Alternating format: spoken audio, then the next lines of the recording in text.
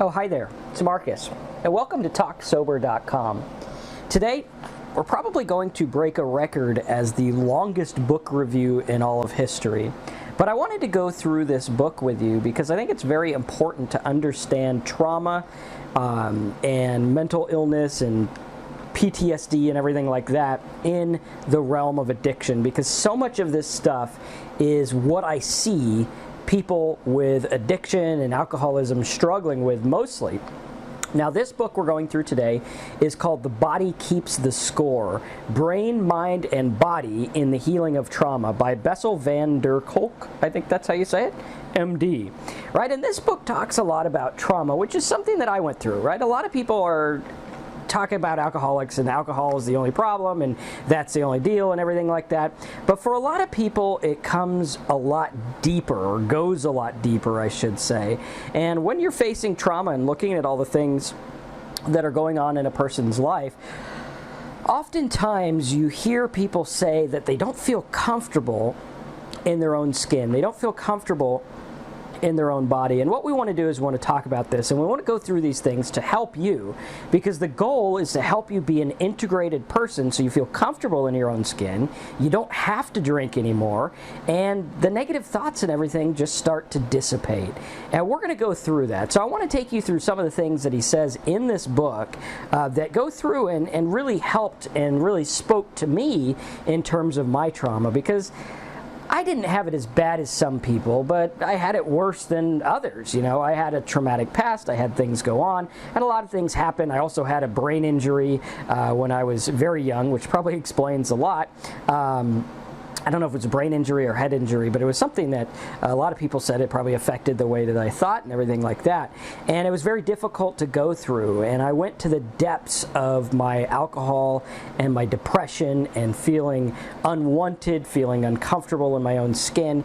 And all these things just started to add up, and I became suicidal, and everything just went crazy. And I was struggling with myself to understand what happened to me, where it fit in my world, how to deal with it, how to move past it, and everything like this. And as I was drinking and trying to cope with this stuff, I struggled with trying to fill in memory gaps and things like that. And this book, I highly recommend it to everyone. It's a very good book. Everyone should read it if they're interested in this stuff or dealing with this stuff, because it really, really talks about this from a neuroscience perspective. And this guy went through and he talked to Vietnam veterans, he talked to people who were abused, he talked to people who were in and out of foster care and you know, victims of rape and victims of violence and all kinds of things, and how the body and how the mind stores this stuff and how it affects us later on.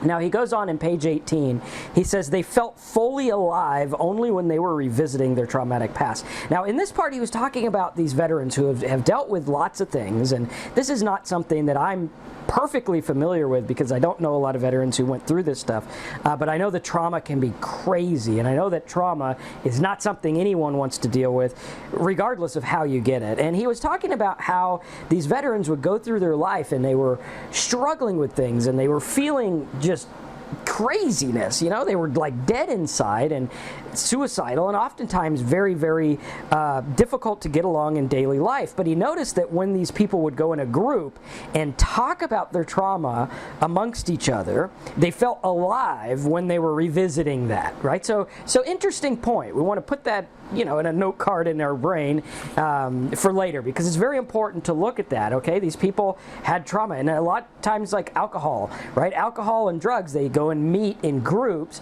and oftentimes a lot of these groups are nothing more than glorifying their old past alcohol or how bad it was or whatever, and they feel alive talking about this, but they don't feel alive in the present. And we want to talk about how this affects us and how this makes us unable to cope with daily life and things like that.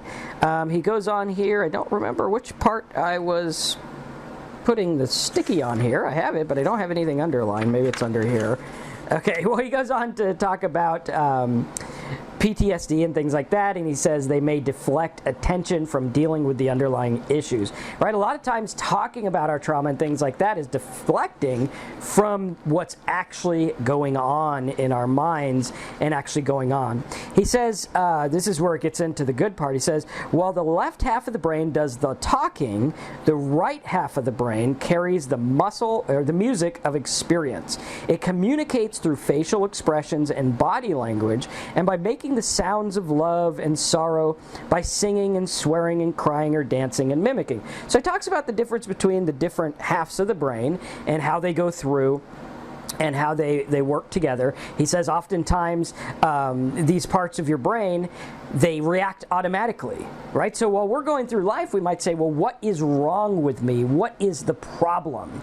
And for me, it was like, okay, what's wrong with me? I can't do these things. I get anxious. I have these struggles. What's wrong with me? And it wasn't what's wrong with me. It was what's wrong with the way that my brain was programmed, and it's reacting automatically to these things. And even just knowing that this stuff's happening doesn't cure it, as we're going to find out. And he says, when something reminds traumatized people of the past, the right brain reacts as if the traumatic event were happening in the present. So it's like it's happening right now. But because their left brain is not working very well, they might not be aware that they are re-experiencing and reenacting the past. They're just angry, right? This is like we said, well, what's wrong with me? What's going on right now? We don't know what's going on.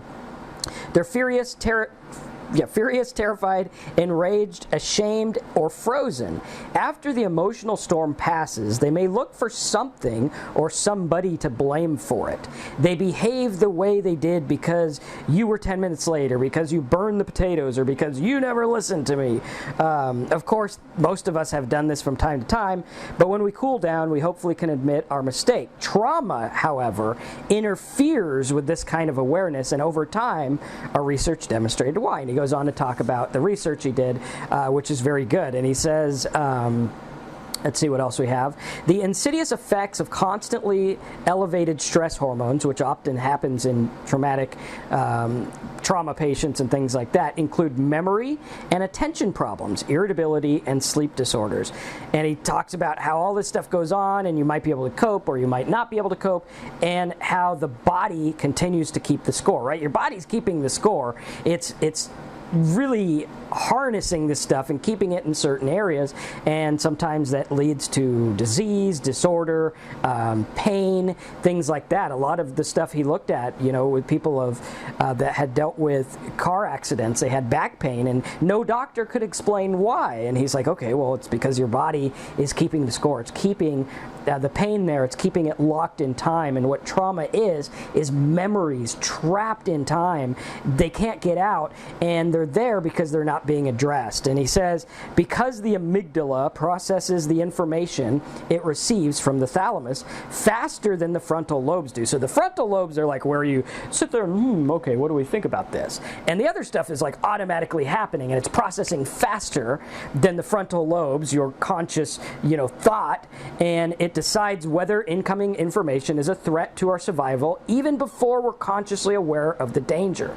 So it's as if you're sitting there and your mind thinks everything is like this tiger that's ready to eat you up, but your conscious brain isn't sitting there saying, wow, I see a tiger there, right? Your subconscious brain is just seeing that stuff out there and processing it as a fear, producing adrenaline, producing fear, and by the time we realize what's happening, our body is already on the move. So like with anxiety, right? Before we even think about it, even if we know why we're anxious, it doesn't matter because your brain is just processing this so fast that you don't have time to sit and think of what's going on. And this is because of the stress hormones that your mind produces in your body, including cortisol and adrenaline. And adrenaline is a very, very dangerous poison if used too many times. It's like a toxin, right? And he says on page 62, being able to hover calmly and objectively over our thoughts, feelings, and emotions, an ability I'll call mindfulness throughout this book, and then take our time to respond, allows the executive brain to inhibit, organize, and modulate the hardwired automatic reactions pre-programmed into the emotional brain, right? So being able to intercept that and understand what's going on first, and second, being able to calm down these things, right? Being able to relax. It's like if you're out on the run and you're afraid, you are going to have a much harder time calming down the way you feel than if you're in bed and you're thinking about a spider or you're thinking about a traumatic event or whatever, right? You're relaxed. So it's the state in which we feel these things that oftentimes determines the outcome. He says, however, neuroscience research, he says, psychologists usually try to help people use insight and understanding to manage their behavior. So the behavior, alcoholism, hitting, whatever it is what they're trying to manage.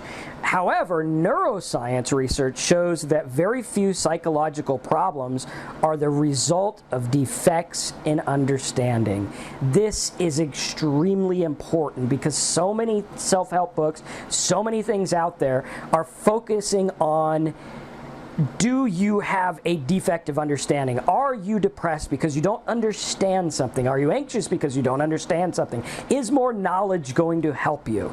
And the answer is no. The answer is going through and reversing this and learning how our brain works is only a tip of the iceberg when it comes to dealing with the feelings.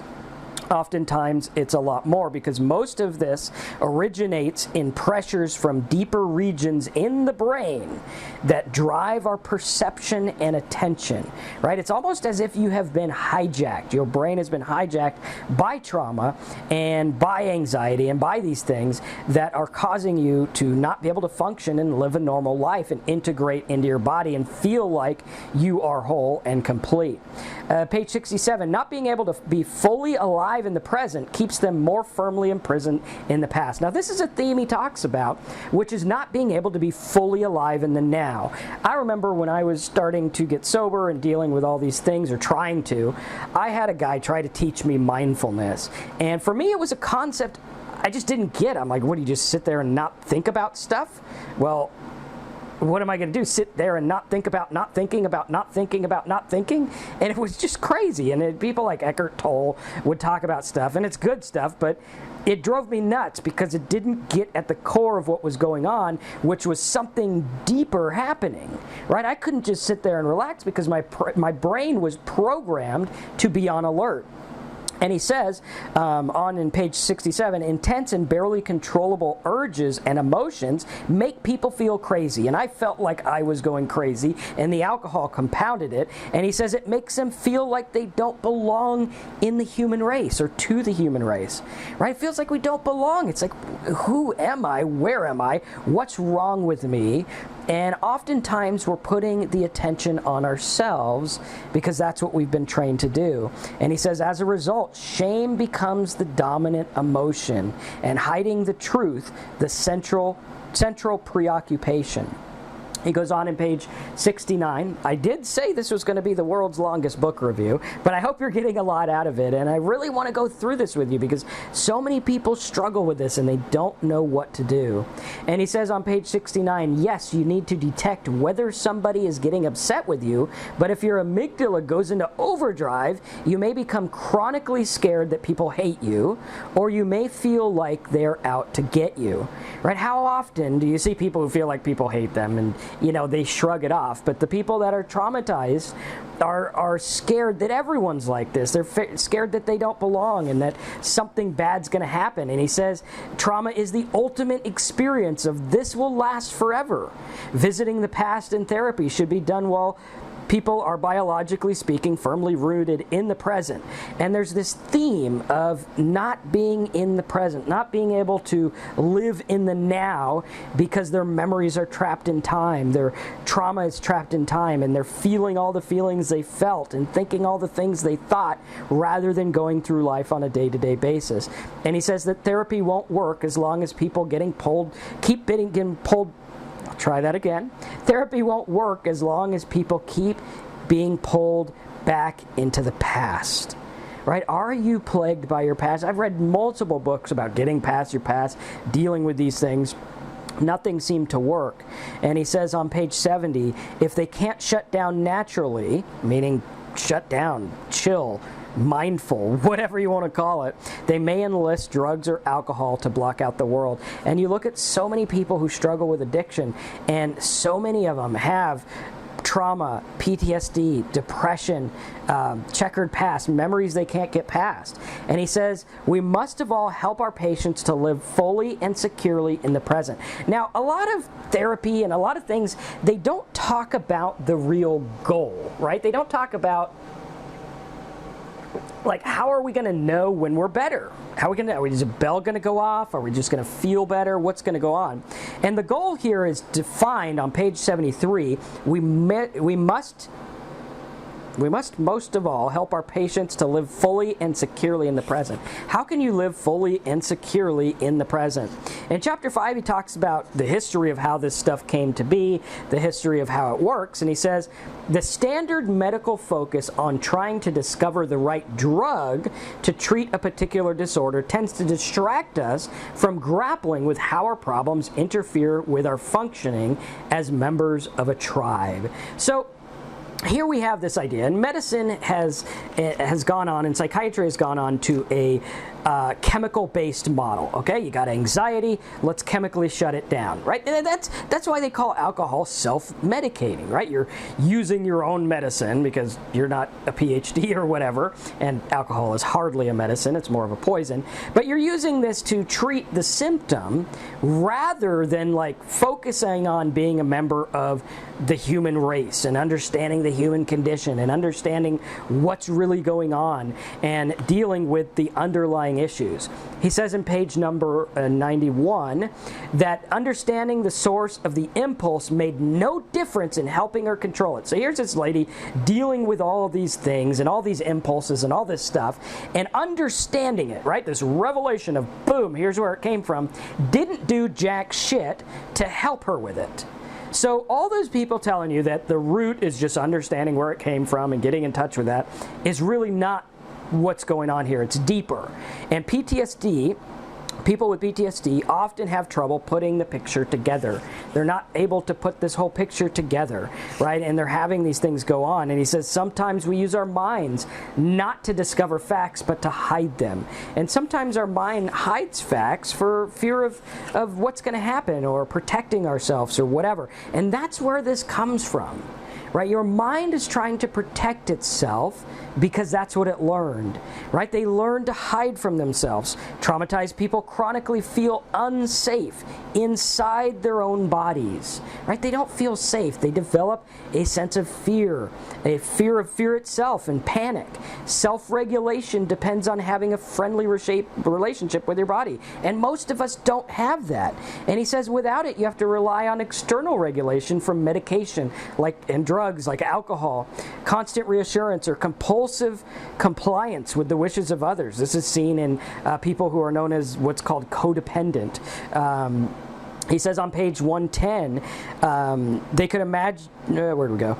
He says on page 110, we could only conclude that for abused children, the whole world is filled with triggers. Now this breaks your heart and my heart, because here's these children going through life, and because of abuse, the world is filled with triggers. How many times do you feel like the whole world is your trigger? No matter what, you can't get away from a trigger that takes you back to where you don't want to go, that makes the feelings back what you don't want to feel, the thoughts what you don't want to think. And the sad part is that when kids have this, right, they go through life and everything's a trigger, and then they become an adult and everything's a trigger, and life is a trigger. And they have an unstable sense of self, a self-damaging impulsivity, including excessive spending, promiscuous sex, substance abuse, reckless driving, binge eating, appropriate and intense anger, and recurrent suicidal behavior. Right? And the key here is to go to someone who understands this, see someone who can help you with it. And he talks about disassociation, which I was diagnosed with that, DID. And he says disassociation means simultaneously knowing and not knowing, right? It's the ability of your brain to break off and put a segment that's going to protect you and keep the rest completely unaware of it. And he goes on to talk about this very interesting And he says that oftentimes people with trauma have a unique view of how the world functions, right? They have their own unique view. They don't look at it like the rest of us, which in some parts can be a great way of viewing the world, but in sometimes it's not. I found that when I was down that slope of depression and anxiety and struggle and alcoholism, my worldview was not good. But now it's kind of unique in a cool way, right? So we have that to share with people, that's like the upside of the coin. And maybe you have something to share. And he says that one of the keys was helping them reconstruct their inner map of the world, and that generally the rational brain can override the emotional brain as long as our fears don't hijack it. So what's going on is fears are hijacking it. Protection mechanism is kicking in. The fire alarm is going on, even though there's no fire. And what's happening is you're activating old maps of your behavior because these memories are fragmented. Trauma took it and put it all over your brain because it couldn't deal with it at one specific thing and at one specific time in one box. And what's happening, because it's not in this box, your mind is using everything, saying it's still happening. But what needs to happen is we need to process this and say, this is what happened back then. I am living now. This is what was. This is what is. And in trauma patients, he goes on to talk about how that doesn't always happen. He says on page 149, sometimes if we mistake someone's solution for a problem, for me, alcohol was a solution. For some people, there's a solution that might be self-harmful, but it's the only solution they know to deal with this. And if you don't deal with it, other problems are going to emerge. He says the challenge here, okay, this is back to the goal stuff. The challenge is to find ways to help them lead productive lives, right? How can you lead a productive life without this stuff coming up? He says on page 167, if you pay attention only to faulty biology and defective genes as the cause of mental problems. So he's saying, hey, if you look at like faulty biology, you look at chemical stuff, you look at the surface level stuff, right? Like it's kind of like treating cancer as just the cancer rather than treating what caused it in the first place. Treating depression as just the depression, oh, take this pill, without dealing with the underlying cause, right? The underlying cause is always going to be there, and the body's going to keep the score, and that's what this is about, and that's why you're probably watching a video like this. And he says if you only pay attention to that, and you ignore abandonment, abuse, deprivation, you are likely to run into as many dead ends as previous generations did, blaming it all on terrible mothers. Another thing he says in page 169 is that the mind has been programmed by life itself.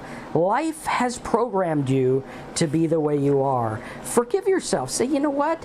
These things aren't bad. They were good things that my mind came up with to protect myself. But they're no longer needed now because that was then and this is now. And he talks about how things like EMDR and desensitizations or different things like that will help you with it. EMDR is a good one, and also reconstructing these memories of the past and putting them in their place.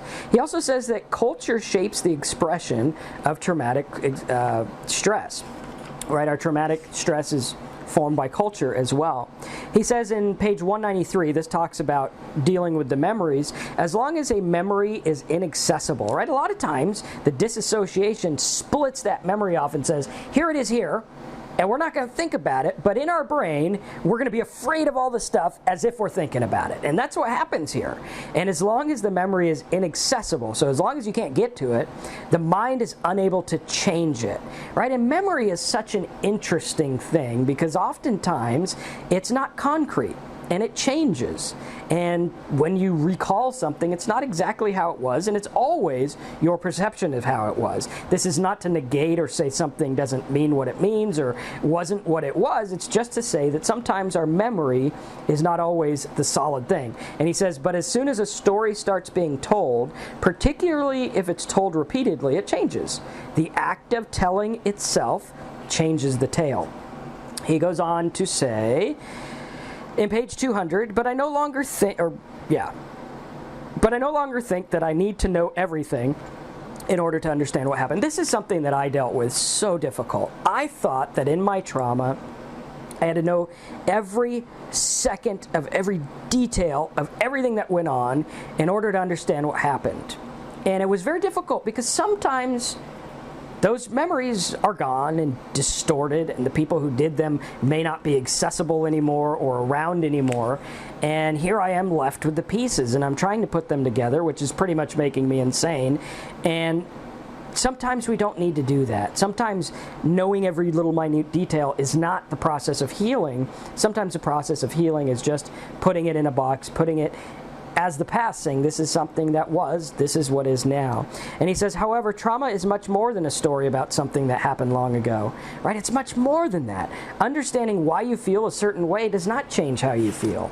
He goes on to say, this means that we can directly train our arousal system by the way we breathe, chant, and move, a principle that has been utilized since the time immemorial in places like China and India, and in every religious practice I know of, but is suspiciously eyed as the alternative to the mainstream culture. Now, while a lot of people are saying medicine's the way, talk therapy's the way, which they do help, right? It's very good.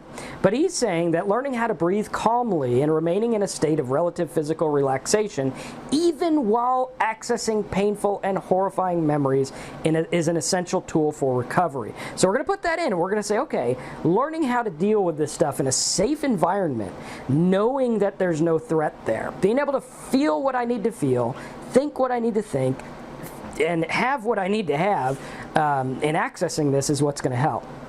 He says a lot of mindfulness is really good, but not in the way of mindfulness like, oh, you know, just sit and sing Kumbaya, but in getting in touch with your body, understanding what's going on. And he says, yet avoiding feeling these sensations in our body increases our vulnerability to being overwhelmed by them. Very good quote, talking about, you know, hey, not feeling these is going to be overwhelming. And that's kind of what I look at what happened in my life. You know, I went through life. At some point, I stopped thinking about this stuff, and I started thinking about like business and things like that, and I put this stuff on the back burner. But my body was keeping score, and these things were building and building and building. And unfortunately, when I started to deal with them, there was no real help that I had set in place, and I wasn't able to deal with them in a safe environment. Putting the traumatic event in its proper place in the overall arc of one's life, right? This is integration, and that's what he talks about as the cure to this, is integrating it. He says blocking adrenaline can help to keep the rational brain online and make choices possible. Is this really what I want to do? Saying that, you know, a lot of times we're hijacked, and a lot of times we look at this and we need to integrate into what was and what is and how we are now. Lack of this overreaching meaning encourages making things up. Like, now this is talking again about memory, right? Lack of like memory and the need to have all the pieces in place encourages us to make things up and lie and not understand things and whatever, because we don't know. But the key here is accepting what we don't know is what we don't know. Sometimes we don't know, and sometimes we need to be okay with it. And he says that neuroscience research has shown that we possess two distinct forms of self-awareness. One that keeps track of the self across time, and one that registers the self in the present moment. This system is rooted in language, and it's primarily based in physical sensations, but if we feel safe and are not rushed, we can find words to communicate. Now, he says that in trauma, this doesn't happen, right? There's no distinction between life what was, life what is. We're trapped. And if you feel trapped, I understand how you feel. It's very, very difficult to feel this way and to understand this. And this is what's going on. And I believe that understanding this will help. Finding a responsive community in which to tell your truth makes recovery possible. Talking to others about it, understanding and being understood. And, you know, getting that metaphorical hug of someone else saying it's going to be okay and this stuff's not going on anymore. He says, page 249, generating the sense of being embodied, the sense of actually owning yourself. Because a lot of trauma people, they're disassociated from their own person. They're back in the trauma. These powerful feelings are generated deep within inside the brain and cannot be eliminated by reason or understanding. You see, these people traumatize, the people like us. We don't just feel on edge and unable to focus, right? That's part of it. we have a sense of imminent doom. I think I said that right? The feeling that everything's going to crash at any given moment. Inability to put things in their proper place. It's like you get fired from your job and you think life is over, right? Instead of just feeling, okay, well, there's another job there, as a healthy person mentally would feel. And he says that we're trapped in frozen associations. He goes on in chapter 16, page 266, to say the body is being hijacked into uncontrollable anxiety, right? And your body and mind have been hijacked. And these things are in your mind, and these things are unable to deal with because we don't know where they're coming from. And the key is to integrate back into our body. And we're going to talk about this in other videos as well. If you like this stuff, even though my video is super long today, subscribe. We're doing these to help you out, so that hopefully you can have a better experience of getting past your trauma than I did. And understand what works. As long as we manage to stay calm, we can choose how we respond. The key there is staying calm, and forcefully making yourself regulate and understanding these things, understanding that you can be calm and these things will be okay. In trauma, the self system breaks down and parts of the self become polarized and go to war with each other. This is why we have the feeling of hating ourselves and stuff like that. Beneath the surface of the protective parts of the trauma, survivors... I'll say that again. Beneath the surface of the protective parts of trauma, survivors there exists an undamaged essence, a self that is confident, curious, and calm. Inside of all of us, no matter how bad our trauma is, there is that person, that self, that is curious and calm and confident. A self that has been sheltered from destruction by the various protectors that have emerged in their efforts to ensure survival. That was a mouthful, but what it's saying is that along the way, this good portion of yourself, that part that is you somewhere, right? Because we define ourselves as a you, and it's only one you. It's like, this is the me. Right? And he's going on to say, well, in trauma patients, sometimes there's the you that's like this, the you that's like this, the you that is angry, the you that's happy, the you that's miserable, the you that's curious, right? And we look at that and we say, well, that's still there, right? That playful kid that once was is still there, and getting in touch with it and embodying that is the first step to getting better. He says that I can't talk. As in EMDR, the resolution of trauma was the result of her ability to access her imagination and rework the scenes in which she had become frozen so long ago. So a lot of it's this reworking of the memory, this embodying the person that was there before the memory. He says, although the structures involve dialogue, psychomotor therapy does not explain or interpret the past. Instead, it allows you to feel what you felt back then, important, visualize what you saw, and then say what you could not say when it actually happened. He's talking about like acting out, which was kind of interesting. That's why you got to read this book. It's really good. Specifically, they did not generate the brain pattern wave that helps people pay attention. So in trauma victims and people that have dealt with this stuff, they are unable to pay attention because these parts of their brain are not online. These parts are not organized to pay careful attention to what's going on in the present moment. Traumatic stress is an illness of not being able to be fully alive in the present. This was a quote by Pierre Janet back in the 1800s, and it's insightful. He's like, okay, it's an illness of not being able to be fully alive in the present because you're so stuck in the past. Between 75 and 80% of patients who are admitted for detox and alcohol and drug abuse will relapse. This is, in my mind, this can't be. We need to do better. Right? We need to come up with something that is better. We don't need to relapse into past stuff, whether it's alcohol or addiction or trauma or whatever. And he says that traumatized people feel terrified. Traumatized people are terrified to feel deeply. Are you afraid to feel? I was afraid to feel for years. I didn't want to feel because I was afraid to experience my emotions because emotions led to loss of control. I even came into this time where I said, screw feelings. Feelings are overrated. Let's not feel. There's books about this topic. I don't think they're recommended just because of the name of the books for trauma patients, because sometimes that's not what we want to do.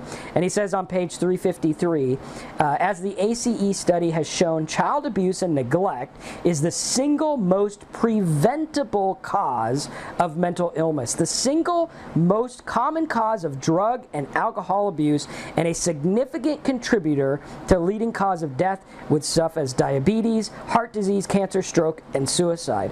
Guys, this is serious shit. That's why I want to bring you this book, because it's like, okay, this is what's causing these things. This, hands down, is where the trauma is coming from. This, hands down, is where most addiction is coming from, is these memories lost in time, this trauma, this stuff that's going on. And we need to treat the trauma rather than the symptoms, because the symptoms, obviously, some people think the symptoms can be helped with, you know, drugs and alcohol and things like that. But the fact of the matter is we need to treat what's really going on, and we need to feel alive in the present moment. We need to learn to put the memory and the trauma in the past and understand where it's at. And the cool thing about this book is he talks about the body keeping score and the bad ways that it happens, but he also talks about neuroplasticity in the good ways, because all the stuff that has been done can be healed. You can start to heal. You can start to feel better, and these things can start to change for you. So I hope you like this book review. It wasn't as long as I thought it was going to be, and I think there's one last quote I wanted to go through here. No, that was, let's see, maybe there is one last one. Yes, he says, very important one. He says, being able to feel safe with other people defines mental health. Are you able to feel safe? Chances are, if you have anxiety, if you have these thoughts, if you have this stuff going on, you don't feel safe. And feeling safe first in yourself, in your own body, is the first step to getting better. And second, feeling safe with others is another step. And oftentimes these can happen at the same time. And I want you to understand that there's nothing wrong with you. It's just something that happened. It's just the way your program was, or your brain was programmed by life, and the way that you learn to cope. And I think it's pretty cool that your mind and your body did this. And it's time to put that back in the past and say, thank you.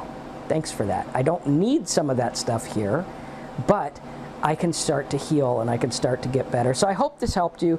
Subscribe to my channel if you like these book reviews. Subscribe to my channel if you want to learn more about mental health, alcoholism, addiction, and how to get better.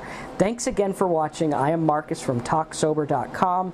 Go to TalkSober.com, get some resources to help you with this stuff, and find a good therapist. Do what you got to do.